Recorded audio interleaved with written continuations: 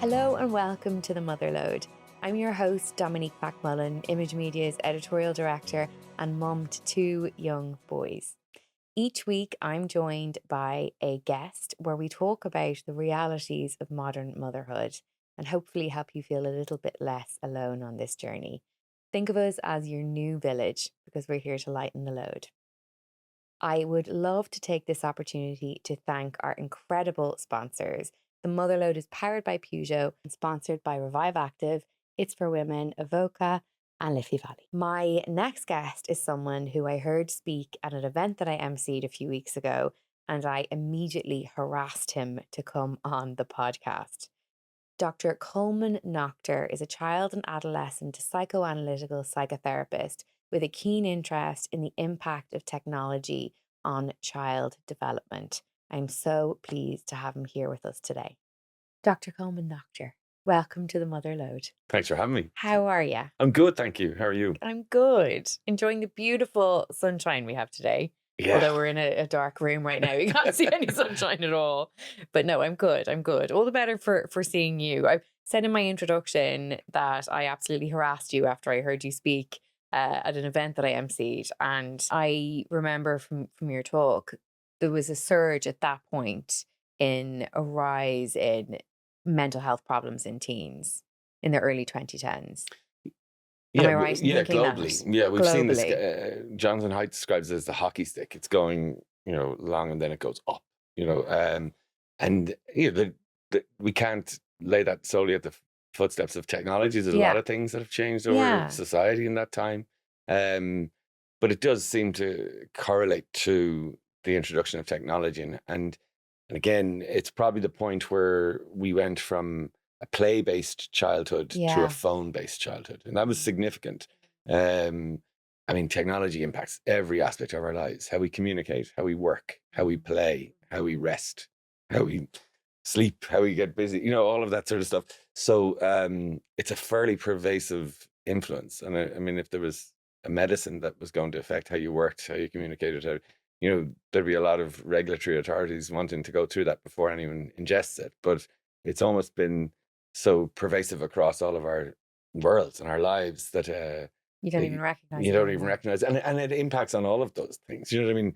We have, I would say, anxiety was probably the biggest presenting factor in my clinical room for many, many years. But I can tell you, in the last few years, that's there's a surging up in second place is loneliness. A lot of young adults, maybe mainly that kind of 15 to 25 age group, feeling a bit lost and disconnected. And I guess they're the kind of 2010 generation where they would have been hitting pivotal times in their lives. And we can't discount there's been global pandemics. There's lots of other things in the mix that might contribute to mental health problems, plus a surge in awareness, which is also a factor. So there's lots of reasons for it, but the technology component camp is pretty undeniable in terms of its impact. Do you think there's a misleading narrative around mental health? Oh, I do. Yeah, I really worry about that because I think there's a kind of a sense that mental health, being mentally healthy, is being happy all the time. And that's actually a mental health condition. If you're happy all the time, that's kind of mania. That's a bit of an issue. Being mentally healthy is about being able to cope and respond to the inevitable stuff that happens in your life, the downs and the upsets and the disappointments. So if our measurement is happy all the time, if that's our goal, and I think that's kind of filtered through to parenting as well. We try and maybe kind of prevent our children having any adversity by means well-intended to protect them. But in actual fact, perhaps accompanying them through adversity, helping them cope with disappointment, helping them cope with frustration and those sorts of things is a more mentally healthy kind of sustaining activity than trying to avoid it all the time. Does that make sense? Oh, 100%. One of the things you touched on there was a play-based childhood as opposed to a screen-based childhood. And you talked about before the importance of communal spaces and going out on the green and how we used to, and I know I did, and I can remember all my friends doing the same, spending a lot of time outside, playing with each other unsupervised without any adults. And actually, since your talk, I've been kicking my boys out onto the green no end. They've spent most of their evenings in the last 2 weeks on the green. And yet I have felt this slight anxiety when I do it. Like in my head, I'm like, there's just a car's going to just drive around the corner and chuck them in and speed off, which feels irrational, but also is not irrational in some way from narratives that Sure. I have been fed as I've grown up. Can you talk to me about that? Yeah, well, let's go back to the importance of the green, right? Yes. And the green, it's not the green that's important. It's the other people on the green, right? So children learn through play. That's how they learn much more than they learn from a book. It's, children learn, like if you can imagine that we're immersed in language, right? So we learn about what trust is and what love is and what happiness is, and all through experiences. We don't learn those through, yes, we have descriptions of them, but we learn them through feeling them, through being with them, being immersed in them. Mm-hmm. So the green was the laboratory of life for small children and for teenagers, where you found out what something meant, or figured out heartbreak, or figured out what a crush was, or figured out what disappointment was. All of that social laboratory is crucially important to the development of our sense of self, our sense of others, our sense of the world. It's the lens through which we see the world is shaped by all of those experiences. And we've removed that. And again, not that I don't mean to sound that as critical, because like you and like myself, I'm one of those parents who would have been really apprehensive about giving my child anywhere near the freedom that I had. And I would be telling you, I went off on my bike at 9 a.m, came back at 9 at night, and it was the best thing. Yet I deprived my children of that. And then trying to work that out. And you said, it feels irrational, and it is a feeling rather than a fact, right? So our crime rates have not improved or disimproved since the 90s or anything like it. However, you and I probably grew up at a time where we were hearing about clerical scandals. We heard about, children being unheard and dreadful things. And even going back as far as the Philip Kearns case here in Ireland, all of that sort of stuff, these had huge impacts on our psyche as developing adults. The Madeleine McCann case rocked the world in terms of child safety, etc. Child abduction has not increased in any way, shape, or form, but our fear of child abduction has increased massively. And the other side of that is, when I was growing up around British and County Dublin and the Dublin Mountains, when I was a child heading off on my BMX, I knew everybody in my village. So if I was never more than 20 feet away from somebody I could call if I was in trouble. And if I was up to no good, my mother would have found out before I got home what I was doing, because I had 20 sets of eyes watching me all the time. I live in a place where I know my next door neighbors, but probably wouldn't know too many outside of that. So our whole world has changed from the point of view of, and it goes back to that old adage of being raised by the village, but it is much easier to raise children when you've 40 sets of eyes watching them inadvertently all the time, when it's just your eyes watching them, and it's much, much more difficult to give them that level of independence. Does that make sense? So the idea that, and it partially comes down to, and this is one of the things I really worry about, is I think we've become such an individualized society. We've gone very much from the we to the I, and in centuries we've existed as tribes. And especially, I see that in the case of maybe new moms who are on their own and moving and having to move further away from their family of origin because of house prices, whatever it might be. The isolation is not how motherhood was supposed to be. It was supposed to be with aunts and cousins and everyone helping out.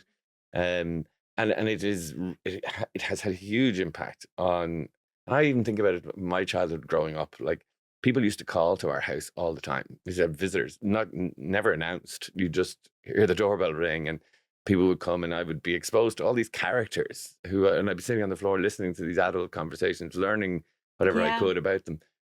My children don't get visitors. I mean, nobody would come to my house unannounced, because that would be deemed as rude. You give you a week's notice. There's 17 text messages. Clean the upstairs bathroom in case somebody goes up there.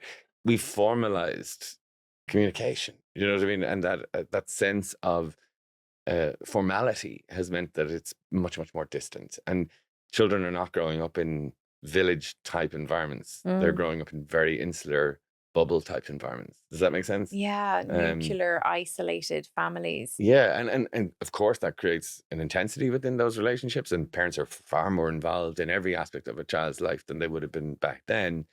Um, the question is there an over involvement of that? And is the absence of the wider village an issue? I would definitely think it Oh, it is. feels like Mm. it is. I talk about good enough parenting and about how, I feel like we know too much now. We're too educated in your specialities.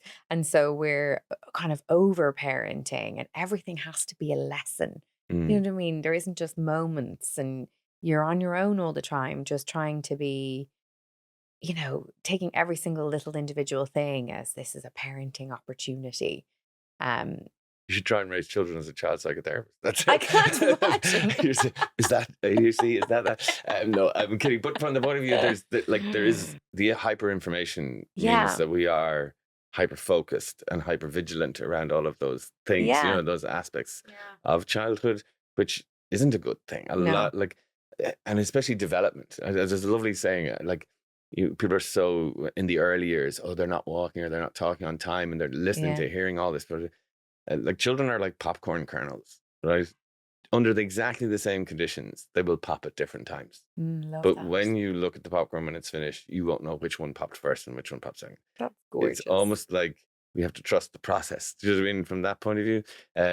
But obviously, if you have Google in your hand and you can search, you know, Yeah, anything you search in Google is going to say it's either nothing or you could die. yeah. That's basically the two options that you have. And that more information doesn't reduce our anxiety; it increases it. And so, yeah, it's a phenomenally different experience of parenting when you have like back in the day, we went to the encyclopedia to try and find out what that symptom might Yeah, be. But when it's in your pocket and you can find the biggest library in the world, yeah, of course, it's going to stoke up the embers of anxiety and have yeah, us kind of peppering all the time for yeah. sure. Yeah, that's where good enough parenting. I have to stop myself. I'm like, this is good enough. Like, take a step back. Everything's fine. Nobody is going to die. And yeah, and Despite what Google says. 100%. Yeah, and again, Yeah. it's probably about that middle ground reaction is probably the best Yeah, one. yeah, You know. yeah. Can we talk about the impact of technology, of early exposure to technology on child development? Yeah, I I mean, know it's a huge yeah, topic. no, and again, this is probably something that I don't know other people like hearing, but it's important to say. I know, I know. And Yeah. I do think it's Mm, important to say though, and to go through the type of issues that mm. that can rear their heads with early exposure. Yeah, well, let's even start at the earliest exposures, right? So, Yeah. an infant, Yeah. um, Yeah, this bit this bit's tough, but is it's tough. important, right? Yeah. So, there's a concept called technoference that we're looking at the moment, is how technology interferes with that early mom-child relationship, right? And there's a beautiful saying, in the absence of language, when the mother is bonding with their infant, the mother holds the child in her gaze, right? So you're holding, like the eye contact is all you have. Yeah. But the child is going, is everything okay? Your look says everything's okay. And so the look is really important. Yeah. Think about how we talk about being watched over, looked after. Mm. It's all about vigilance. Unfortunately, there's a new player within that two-way dynamic, which is the phone.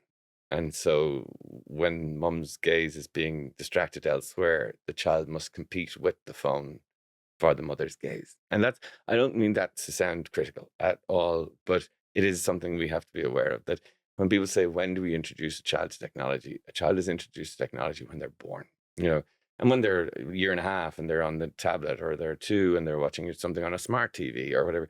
So it's not, we think about handing them the smartphone as the introduction of technology. It happens a Way decade earlier. before that. Yeah. So it's really about being aware of that. Yeah. And again, I don't believe anybody intentionally creates a disruption within their child's relationship. It's this stuff has a means. Its whole design is about intrusion. It's about notifications. It's about giving you the sense that there's something urgent that you need to check. Um, and it's about an attention economy. So every family is an attention economy. So everyone is vying for attention. Mm-hmm. That's and Mm-hmm. And with the phone being so successful in securing our attention and holding our attention, it means that we hand it over perhaps with it unwillingly. Does that make sense? Or unwittingly. Yeah. And it's really just about having that, being as conscious as possible about the attention, because our attention's important. It's Yeah. really, where you give your attention is a really important thing, and we need to start valuing it, because I'm not entirely sure that we value it quite enough. I just don't think we realize. I think that we are not at a point yet where people realize what they're doing, or they're not consciously understanding that they're giving away something so valuable. And again, I think that's a measure of the success of the technology. Absolutely. There's apps in Silicon Valley that have a regret score.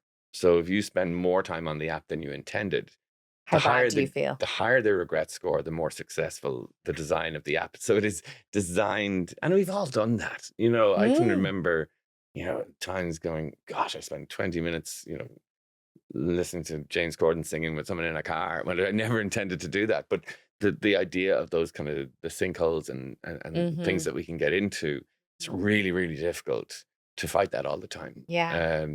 And this is a real battle. This is, again, our attention is what makes these companies money, and they want it as much as possible. So we have to be so able to try and hold on to it as much as we can. And it's, Yeah.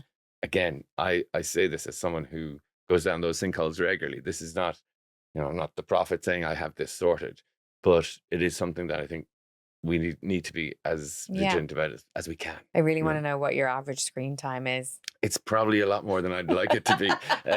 But yeah, again, it's trying to check in with yourself, Yeah. Yeah. and Yeah. almost catch. Containing failure is as good as is better than failing to contain. If you can spot yourself slipping into these things, that's okay. Say, okay, that wasn't my finest hour. Need to do better there, and we'll Start fall again. again, and we go again, and we fall. Yeah. Failure's not falling down; it's refusing to kind of get back up and try again. Do you know what I mean? Especially when it comes to parenting. Parenting Yes. is an exercise in failure. That's what it is. Like, do you know what I mean? Yes, No, that nobody's getting absolutely. this right, and this nonsense about the perfect parent and comparative parenting and what, and like we have all, and again, social media plays into that, parental guilt. Yeah. Looking at so and so's Oh, kids, I know.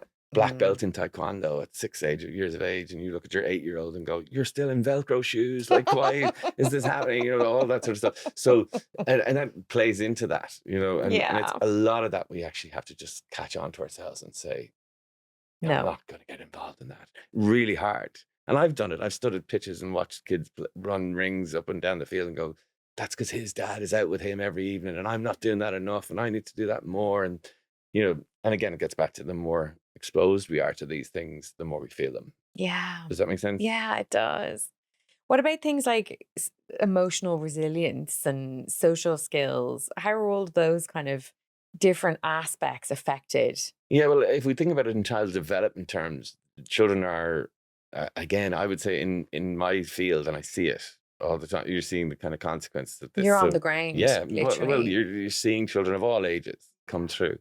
Um, it's never been more difficult to be a child than it is now. Mm. The level of expectation, the level of pressure, the level of demand on them, and this social media aside, just in terms of academic pressure, parental pressure, all that sort of stuff, is phenomenally different in the last 2 decades. Yeah. So, and I think sometimes we kind of see childhood as a kind of an apprenticeship for adulthood. So we're kind of, you Mm. must go to Gael school to get 600 points in your leaving. You must go to this musical instrument to get points in your leaving. You must get, there's a kind of, it has to be a dividend for everything that we do. And kind of doing things for the crack seems to have gone out of childhood a little bit. There's a lot of pressure and expectation.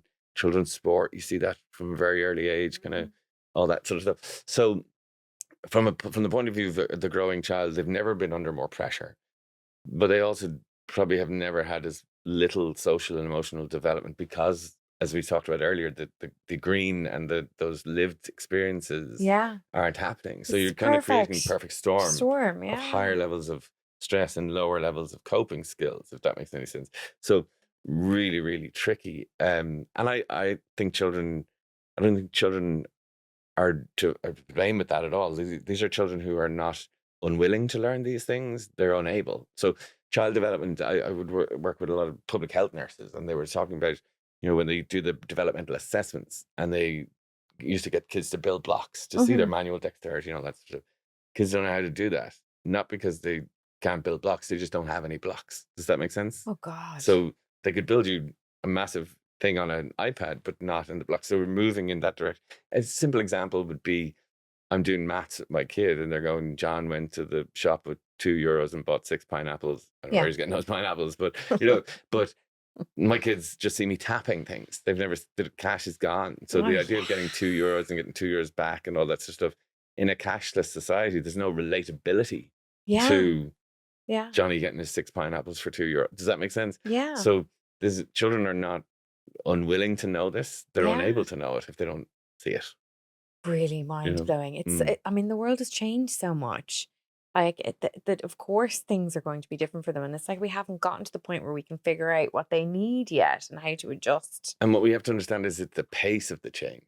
Do you know what I mean? Like, 1999, I was in a conversation in Port Ram with a friend of mine who was trying to explain to me what texting was. Right? And she was like, well, you press 5 3 times and you get the letter I, and you press 6 3 times. I was going, that'll never take off. That sounds awful, But that's not a million years ago. And look where we are now. Who would have thought we do most writing with our thumbs? Yeah, that's the reality. Yeah. 90% of what you write is with your thumb. Yeah. Do you know what I mean? Yeah. God, mad. So teaching children to hold a pen, when are they going to do that? Yeah. Do you know what I mean? I tried to write a letter to someone about a week ago, and I was honestly having like cramps in my hand at the end of a 1A4 page. It was like going back after the summer when you were in school. Yeah. A little toe hand. Yeah. But the world has changed, and that's the speed of it, and it's impossible to socially and emotionally keep up with that rapid change. That's really difficult. One thing that really stuck with me when I heard you speak before, you were talking about defense mode versus discovery mode. And I could really picture, myself as a teenager, making big mistakes, saying the wrong thing, doing the wrong thing, trying on different personalities, and doing all of that without any internet, being in discovery mode. And teenagers now who are online don't have that. They are not able to do discovery mode. Can you talk a little bit more about that? Yeah, discovery mode is where we have this kind of natural curiosity. Childhood is all about discovery mode. What's that? I think your boys are young. They're probably, why is the question they ask you. Why is that? That's a why. Why? Yeah. Why? Just because, right? But that's discovery mode. It's tell me more. I want to know about that. It's kind of, it's a carefreeness where there isn't a sense of a consequence. She's going to ask the question, right? Defend mode is where we kind of go, I'm nervous of asking this question in case there's going to be a kickback or whatever the case may be. And our world is flipped hugely into defend mode. And everyone is not guilty of this. It's just something you do. So if I'm going to tell you about apples, I'm going to say to you, now just before I say this, I have no issues with oranges. I like bananas. Pineapples are good too, but I just want to say something about apples, and I hope nobody attacks me for saying something about an apple. But so we go through the 17 hoops before we can get, and that's defend mode. I'm so nervous about saying something.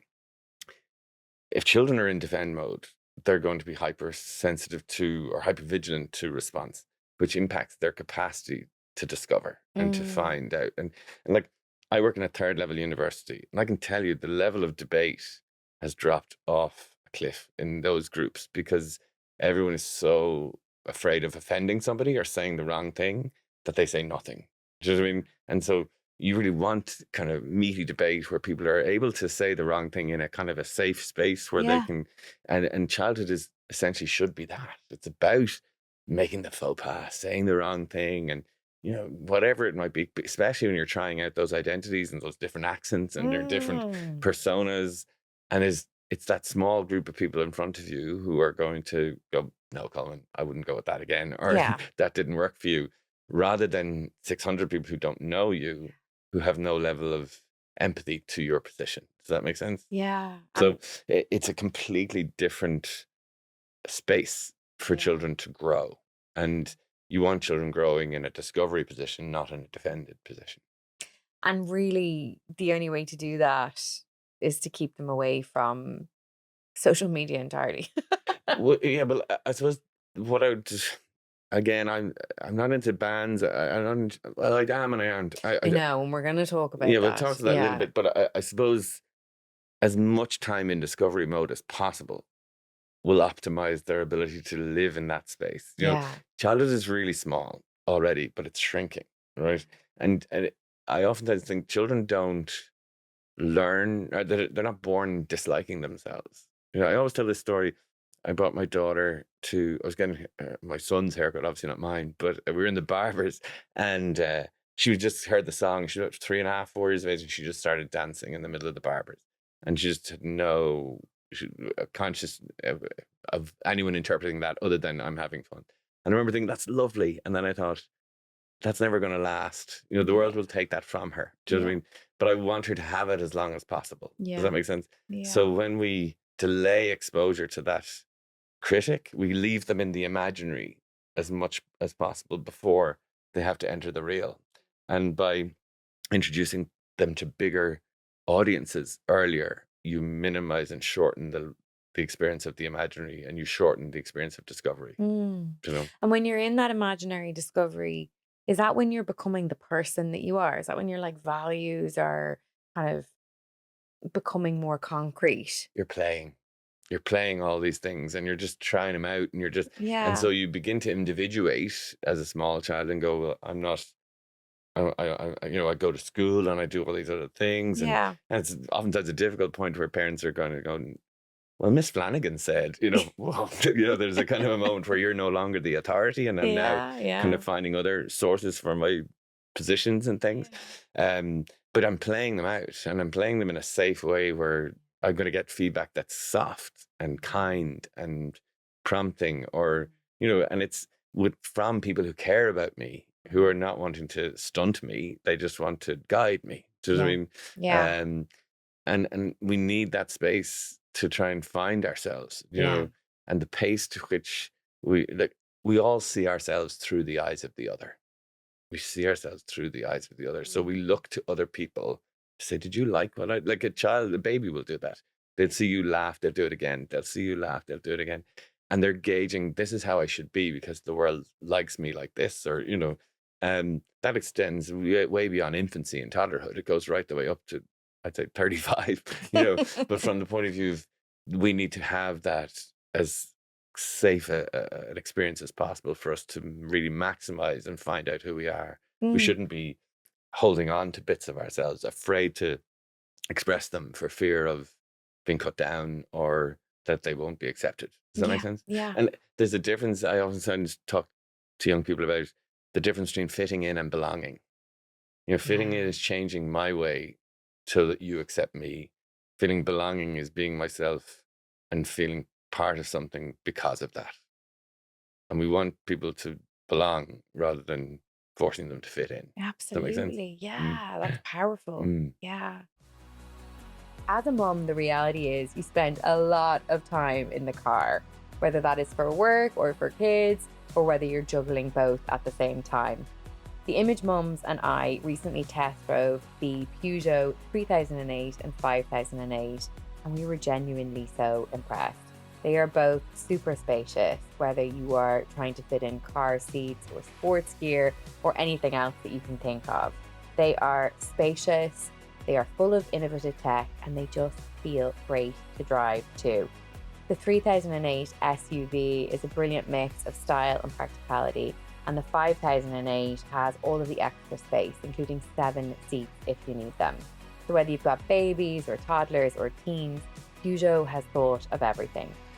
When life is non-stop, you need a car that just makes life easier, and Peugeot is the brand that gets it. Do you have any kind of, without obviously, I know you can't discuss confidential client experiences, but do you have any kind of real world examples of people you've worked with, kids, teenagers you've worked with who have either had negative or positive experiences that you can kind of refer to? Within the social media sort of Yeah. things. Yeah, I mean, again, and I would say a lot of parents are really concerned, rightly so, about things like cyberbullying, pornography, Yeah. the grooming stuff, all that. And they're the kind of tabloid headline Yeah. grabbing Yeah. pieces. Yeah. If you were to judge your child, the risk of that happening to your child as a means to get them a phone or not, percentages are pretty low in that situation. You probably might risk it, you know. Mm-hmm. However, that's not the issue. That those are not the issues that come. I've seen that, of course I have, but it's the kid who has to reply to 70 Snapchat messages before they have their Cocoa Pops in the morning. That's the kid who's overwhelmed, who's trying to juggle 25 plates, who's trying to, manage all of these sort of expectations and pressures. And I need to be on the thing. And if they're not going to be near their Stress. phone, it's pure Stress for a stress. child. And, one of the things about our technology is that it's always on. So there's a kind of like you and I are in this conversation, we're hopefully engrossed in it.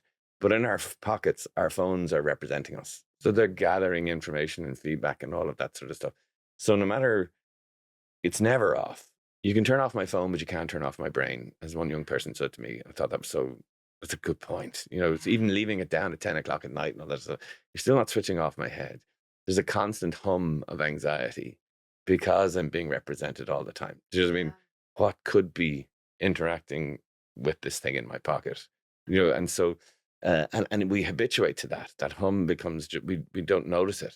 Do you know, I don't know, if you live in an estate and somebody's alarm is going off over the summer and they're gone on holidays for 2 weeks, you just zone it out and then it stops when they get home and you go, Oh, what a relief. And that's almost like the technology thing. The hum is like the alarm going off in the background. None of us notice it or see it. It's just there. Does that make sense? So for me, the issue with children who come to me are they're overwhelmed. They're overwhelmed from the feedback, from the demands, from the expectations. And it's interesting, a lot of teenagers in their 16 or 17 years of age would say, I wish I never got it. Really? Even at that stage, they're going, if I said to somebody, if I had to take you off Instagram, how much money would you need to go off Instagram? They'd say, $2,000 or something. And if I said, what if everyone was off Instagram? How much would you need for that? Fine. Nothing. I'd love that. Do you know what I mean? So children, even at 16 or 17 years of age, are seeing, this wasn't good for me. This isn't good for me. But I'm hooked in. I can't come out. Do you know what I mean? And it's that kind of hum anxiety that I would see as the big issue. Do you know what I mean? Yeah. And of course, I mean, there's obviously, you hear the horror stories of the cyberbullying things and people setting up a poll to rate the ugliest girl in the year and all this sort of stuff, and setting up these fake profiles and spamming people's pages and impersonating them on other platforms. The gaming stuff is horrendous, like in terms of and I like, this is what's happening. People saying, go kill yourself if you miss something in a game or something like that. It is Wild West, because you've 13-year-olds with no supervision who have, and the difference between when we are online, we're disembodied. So if I'm talking to you and I make a joke about something, I don't know, slag your earrings or something like that, and your face changes like that, I'll know, okay, I've struck a nerve, I'm going to stop. Yeah. But if I'm doing it over online, you're not seeing it, so I'm going to go after it and go after it and go after it. And I don't know whether you're in a heap distressed at the things that I'm saying, but I'm keeping going because, well, I don't see that reaction. Does that make sense? So when you disembody someone from an interaction, it becomes much more likely to be excessive and vile and cruel and all of those things. And yeah, that's you see that for sure. So you're it's the thin end of the wedge, those cyberbullying, pornography, those headlines. Actually, the danger is much less visible and much more scary, actually, in a lot of ways. Yeah, we're not talking about the subtleties, the 70 messages before your Cocoa Pops. We're talking about the other stuff. You know what I mean? And that stuff is there. I don't mean to minimize that. But this other is the hidden stuff. Yeah. That isn't necessarily going to cause you to have to call teachers in or do any of that sort of stuff. No. But it's humming away, and it's a mental health problem is very rarely one thing. If somebody doesn't come to you and go, on the 4th of February 2014, this happened and my life changed, that's very rare. It's usually 5 or 6 things happening within a short space of time, and it was the 6th thing that just knocked me. You know what I mean? And so children who come to me don't have one incident. They have 5 or 6 things that have happened at the one time that have overwhelmed them, and just that last one was too much or whatever. What do you say to parents then who would talk about regulating the internet, that like we can make it all okay if we just don't allow our children to be exposed to the bad stuff? Okay, so let's paint the picture. Let's take away, there's no cyberbullying, it's gone. Yeah. Pornography's gone. Online gambling is gone. All that stuff is wiped out. You still have a kid who spends 9 hours on TikTok watching cats on skateboards, right? Nothing illegal, nothing inappropriate, just a really poor use of their time, right? Mm. So what the cleaning up the internet that's not going to happen. But if it were in If a it could, yeah. utopian existence, we'd still have a problem. And then the big problem with that spending time watching cats on skateboards is not that that's doing you harm, it's what you're not doing, and which is the opportunity cost of being online.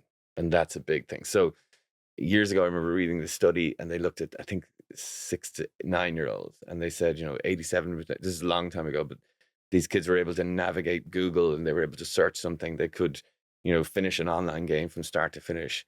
But of the same population, I think 87% of them couldn't ride a bike, and 92% couldn't tie their shoelaces. So when we're spending all the time doing this, what time are we not spending doing something else? Yeah. Does that make sense? So the Yeah. idea that it isn't just the online activity of that content that is the concern, it's what we're not doing. So Yeah. if if you if you spend 5 minutes on social media or Snapchat or whatever, organizing to meet your mates to spend 5 hours with them, that's a good use of technology. But if I leave my mates after 5 minutes to go in and spend 5 hours on technology, that's a bad use. So the opportunity cost is is in the negative. And so we need to be thinking much more about what children are not doing when they're online rather than what they're doing. Yeah. And the technology, that again, the individualized capacity of technology. So you're in a house where I want to watch this and you want to watch that. So I'll just go up to my room and watch my thing on Netflix, and you watch your thing in there, and you watch your thing in there. And we're all happy watching our things in isolation. But what does that say about family time or Yeah. family movie night on a Friday or Saturday night? Is gone because Yeah. so the internet gives us what we need, but it gives us what we want, but it won't give you what you need. Whereas parenting is about giving your kids what they need and not what they want. That's the hardest part of parenting is not giving people what they want, but giving them what they need. I know you're annoyed with this, but so if my 12-year-old comes to me and says, "Dad, I want a tattoo," I'm gonna say, "I really want you want it, but I'm not gonna give it to you." Yeah. And they're gonna be annoyed and they're gonna be upset, but I'm making that decision based on What you know what is I right. know is right for her. And I have to sit with that, and I have to swallow the discomfort of that and her being annoyed with me, but I know I'm doing the right thing. I'm giving her what she needs, not what she wants. And, again, technology, there's nobody in the technological world who's going to go, you've had a lot there now, give us your car keys and I'll get you a taxi. It's just going to keep giving you. There's no bartender online. The online world has no ethical obligation to look after you or their children or your children. So that's the issue, is that it's a village of desire. That's how you'd imagine it. So it's whatever you want is built there, but there's no sanitary toilets, street lamps, car parking for disabled. All of those things are not necessary. If you don't want it, it won't give it to you. Does that Yeah. make sense? Yeah. And it's so difficult to regulate your desire. Like, when it's there and it's exactly what you want and it's at any time and you open it up and it's there, it's so difficult to regulate yourself. Yeah, and it's not even regulated. It provokes desire. Do you know what I mean? So the Yeah. algorithm knows how to provoke you into that, so to lure you in all the time. It's not even that when you're in it you can't get out of it. When you're out of it, it's trying to suck you back in. Yeah. And so and these algorithms are so sophisticated. Like the idea around how they know us better than we know ourselves. Like the algorithm knows us better than our best friends, because our best friend's not reading our messages at 3 a.m. in the morning. Do you know what I mean? And so from the point of view, regulating desire is really tricky. And the social media companies will say that's the responsibility of the user to self-regulate, not our bad. You know what I mean? If you don't want it, don't click into it. But when the architecture is designed so successfully to get us in and keep us in, the regulation of the user, like as adults, we struggle to regulate. I don't know, and that's an important thing to say. Like children do not have the social, emotional, or cognitive or neurological capacity to regulate. Teenagers are not good at regulating. You know, children are not good. You don't say to your 5-year-old, "There's 3 liters of ice cream. Have at it and come back to me when you vomit." We say, "This is a portion. This is enough." And when they're finished that, they look for more, and we say no because we know that that's going to make them sick. Does that make sense? So the technology and technology is so pervasive. It's like a diet. You have to see it like diet. And it's not that we don't want children to have this, squeaky clean. No one deserves to live a donutless life. You know what I mean? We have that, but we just don't give them donuts for breakfast, dinner, and tea. And we manage that a little bit. The other thing is, and is an interesting point, is screen time is not a really good metric for a child's relationship with technology, because I could spend an hour on YouTube trying to learn a song on a guitar. And that's learning a skill. I'm engaging in something. It's a useful use of my time. I spend the next hour, going through Instagram and negatively comparing myself to everyone else who's so impressive and feeling rubbish about myself. That's a bad use of an hour. But screen time only says 2 hours. The dashboard only says that. So we don't judge our children's diet by how long they sit at the table. We judge it by what they eat. And so the idea around technology is about content as much as it is about time. Does that make sense? So seeing it as a kind of a tech diet is a useful approach, and how do we teach our children to have healthy relationships with food? And, we say this, you have this first and then you have that after, and we try and organize that. And oftentimes, I'm sure you're going to ask me at some point about what age is a good age to give it's it. coming. But if I can jump forward to that, I would often say, when your child is able to manage their own diet, if they were left at home all day, would they have meat, a few veg, water, look at a bit of fruit, or would they eat Oreos and toast all day? Right? If they're Oreo and toast, they're not responsible enough to be online. When your child is able to manage their own diet, knowing that I can regulate and I'll leave those treats over there and I'll get that, that's a level of maturity and wisdom that you require in order to navigate a space like that. It shows a degree of self-regulation. And I don't know many 9-year-olds who are able to do that. Or even 15-year-olds. Exactly. Yeah. So the $1 million question, what age should you be giving a kid a smartphone or allowing them online, is when they're not going to eat a whole packet of Oreos. Yeah, pretty much. But it's every child is different. Like, age is such an arbitrary measurement. There are 13-year-olds that I've met that I would feel they probably would be okay online. They'll X out of things, they'll manage it. There's 17-year-olds that I'd have grave concerns about them being online. Do you know what I mean? In terms of their own ability to not get themselves in trouble.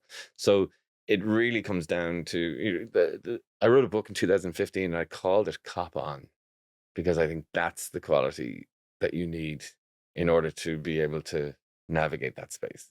And Cop On is just the ability to react proportionately to what's in front of you. So I'll panic about the things I need to panic about, and I'm not going to sweat the stuff that's small. If you have good Cop On, you'll be good online and offline. You'll manage both those spaces. So that's the kind of qualities we need to develop in children before they go online, not afterwards. Do you know what I mean? It's not about, like, again, I think, having a smartphone at 13 years of age is not a human right. It's a responsibility. And you earn the right by showing the responsibility.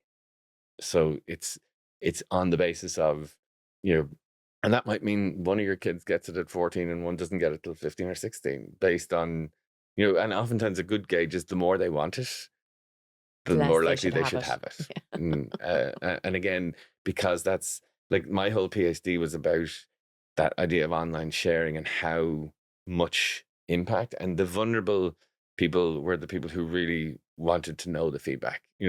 People who were sharing online were not sharing to announce themselves. They were sharing to find themselves. Tell me who I am. And the more vulnerable you are to that, the more vulnerable you are to that space. So, the healthiest social media relationship is not to have too much on it. You know what I mean? Because I don't need it. I don't need the validation. I don't need the recognition. I'm, there's a Harry Potter has in one of the movies, there's a thing called the Mirror of Desire. Right? I don't know if you're familiar with the movies, but he says, when you look into it, you see, what you wish for. And he says the happiest man on earth would look in there and just see himself as he is. And again, that's almost like social media is the closer your social media version is to who you are in real life rather than the hoped for self is a measure of your likelihood to be content. You know, Yeah. rather the distance is the gap. Yeah. Mm. That's really Mm. powerful.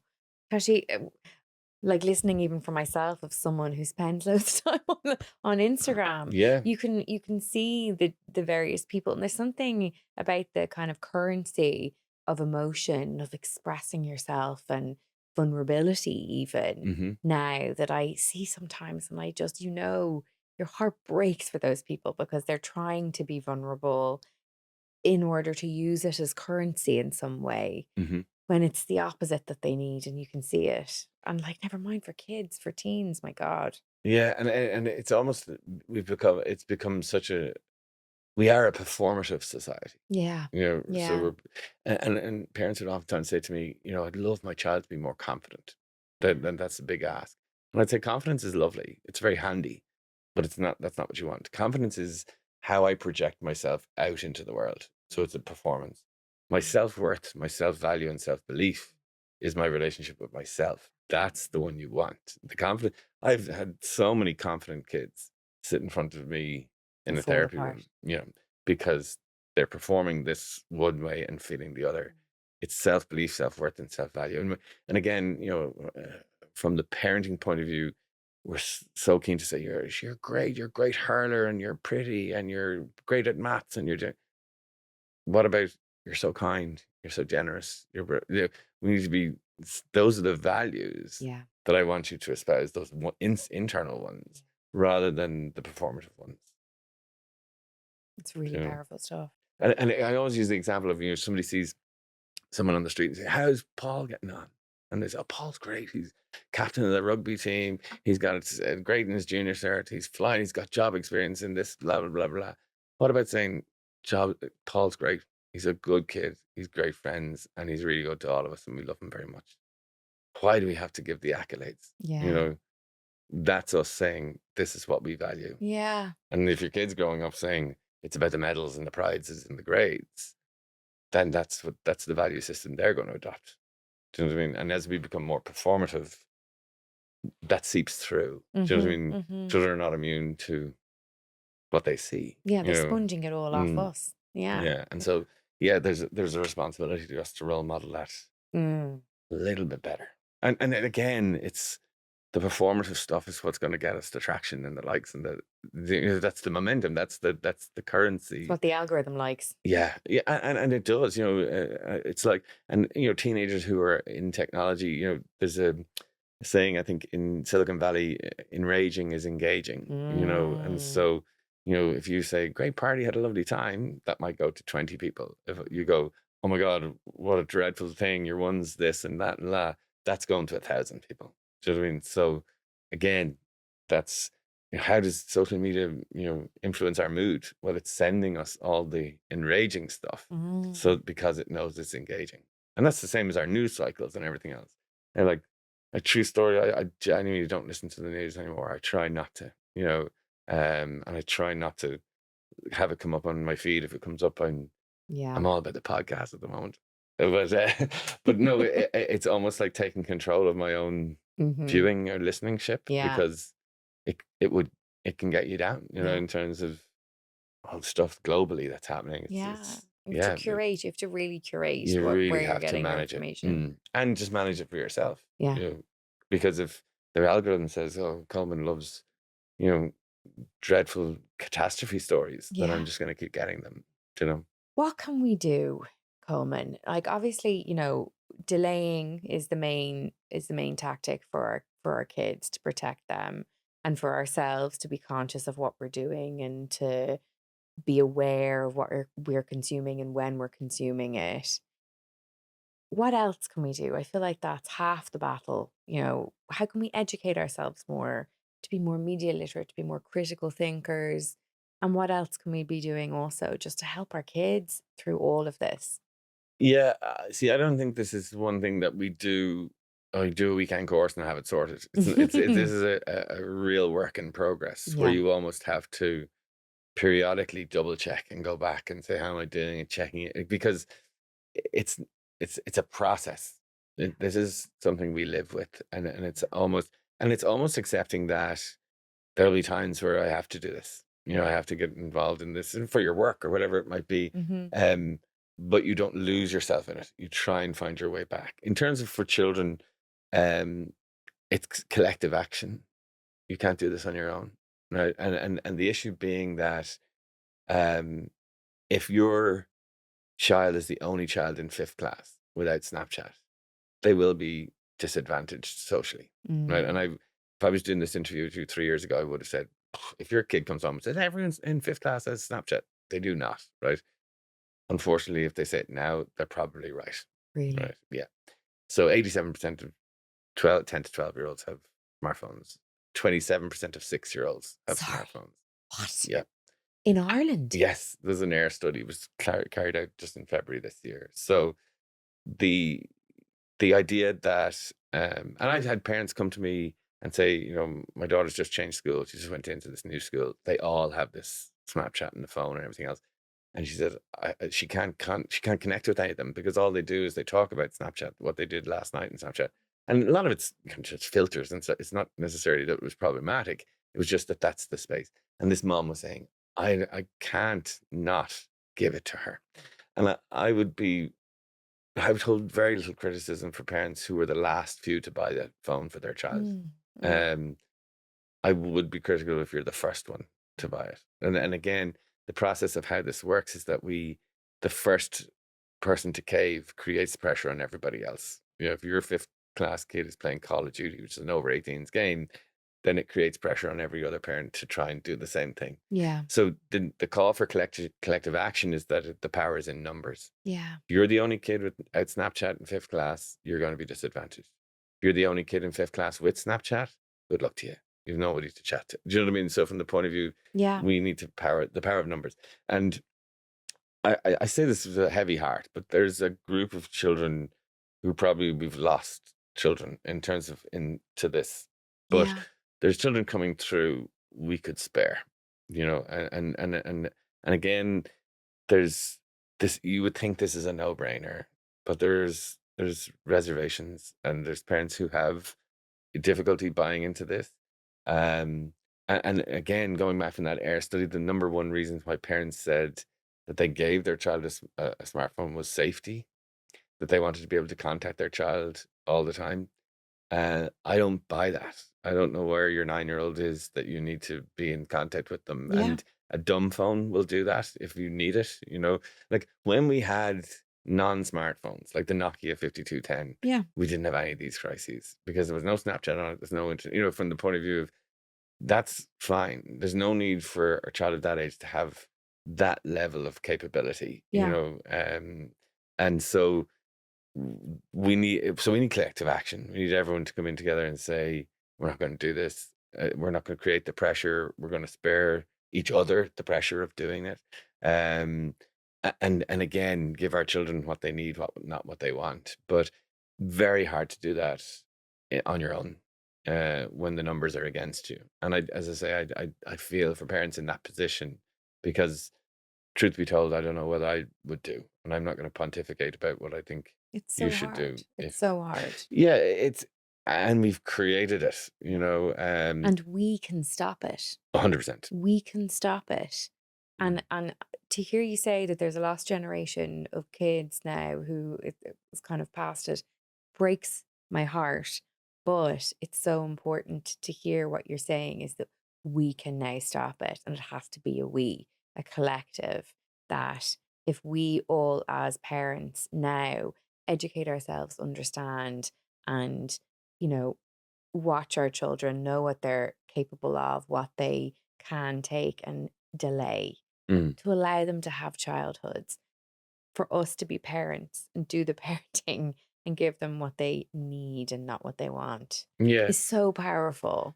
And it sounds easy, but It's not. I know it's not. And the difficulty is getting the collective agreement, and I see it in pockets. I'm going to schools all the time to talk about this, to get, because parents associations and things are on board with this. They're trying to create this sense of, but they're largely doing it without any support. from the point of view of wider systems of government, or that Yeah. the capacities for a kind of cohesive, kind of well thought out, kind of together Do you plan around think this. government needs to intervene and needs to create some kind of a template? Oh, for sure. Yeah. I Yeah. mean, again, I don't see the political will or appetite to do that. Why do you think that is? Well, I think if you go down to the docks and see where those companies are and how reliant we are on those, Mm, that may be a factor in it. maybe. Yeah, perhaps. But I genuinely think that, again, the two sides to this are, the obviously, if you're rights based, you're kind of going, children, we just need to educate and give them the phones, whatever. And there's a very criticism of responsibility based, who said, no, we're the adults, we need to Mm, prohibit this, and bans and things like that kind of get bad press from some yeah. circles. Yeah. Um, but from my point of view, it's about a kind of cohesive, kind of combined collective approach, where we just, this is what we're going to do, and this is what we're going to buy into it. um and all you're doing is buying time, just buying time to stay in discovery mode, to try and put together a few more skills Yeah. before going into that space. But like, and again, like, for example, like, a good example of the impact of this is the kind of skincare regimes that 9-year-olds are on, retinols and stuff like that, because of exposure to technology too early, and we saw how pervasive that was. Like, within, a couple of months of a post like that, globally, we had huge buy-in from these things. So, we have the evidence, that it's too much too young, and we need to delay it as much as possible. It's no 9-year-old should be using retinols or worried about their skin aging. Your skin's never going to be as good as it is when you're 9. Do you know what I mean? Yeah. And we need to protect children from that sort of pressure and that sort of influence. And and again, cohesive collective action and buy-in, and parents need support to be able. I have a fire lit under me for the cohesive collective action, Coleman. Mm, I really think that there is, and we're seeing campaigns in the UK mm, coming out of people, you know, even to just have smartphone free primary schools. Greystones have done a great campaign. And in Enniskerry, there's one kind of starting up now as well, which I know you've heard about. So I mm, do think that there are groups of people that are increasingly growing who are interested in coming together and not making anyone feel bad, not, damning anyone or shaming anyone, just trying to educate and learn and delay as mm. long as possible. Yeah. And it is possible, because I don't know if you ever heard the story about leaded petrol. Leaded petrol was doing harm to children, and a group of, I think it was, moms in London started a campaign to get the lead out of petrol. Mm. And right now, I think there's one country in the world still has leaded petrol. The rest is all unleaded petrol. And they didn't say you can never use a lawnmower, or you can never, drive your car around. They just said, can we take the bad stuff out of it? And that's almost like how we need to approach the technology stuff. It's not saying you can never have a phone again or anything like this. Can we just protect these guys Yeah. and spare these guys that sort of exposure? You get a group of mums together and you can change the world. Well, it's a formidable bunch, but it is possible. Like, and I think so many people throw our hands up and go, "How can we, this?" Like, I'm banging this drum for 14 years, and I'm still, it's still not there, but I still have hope that we'll turn. And I genuinely think we will look back at this time in 10 years, 15 years, and go, "You did what? You gave an 8-year-old that, and what were and it'll be like when we sent kids up chimneys. At the time, nobody saw any great harm with it, but in hindsight, you kind of go, probably not good for them. Do you know? Any last message you want to leave parents with who are listening? Yeah, I mean, again, I don't know whether there's ever an easy time to be a child. Um, but there's definitely not an easy time to be a parent. And this is it. Like, this is a really tough time. And I'd say to them, this is the first time we've ever lived in what's called a prefigurative society. And it's really important that I explain that. Always throughout history, when we had something, we handed it down to the generation with wisdom. So a prefigurative society is the first time the young are teaching the old, right? Mm. So when we'd had a motor car, you would hand it down to your child and say, service it regularly, don't speed. don't drink and drive. And this is the wisdom of my experience, and here you go. This is the first time where technology has been handed up. So my parents come to me saying, oh, don't worry about us, Colman. We have all the parental controls in our house. Dara set them up. And Dara's the 13-year-old who's doing. So we don't have the wisdom of experience here to be able to manage this for our children. So we're constantly chasing it, and we're putting out this fire and trying to manage that. And so I would give parents a compassionate nod to, nobody's done this before. This technology stuff is really hard, and we are the guinea pigs in what is the greatest social experiment of our time. We don't know the outcome. By definition, you don't know the outcome. That's what an experiment is. So by all means, be vigilant. By all means, try and educate yourself. By all means, check in with yourself. But try not to give yourself too hard a time if you haven't managed to master this. Nobody has. But I love the saying, if you're still trying, you haven't failed. And it's just about trying and keep a manage on this and top. Too much we say, throw our hands up and say, I give up with this.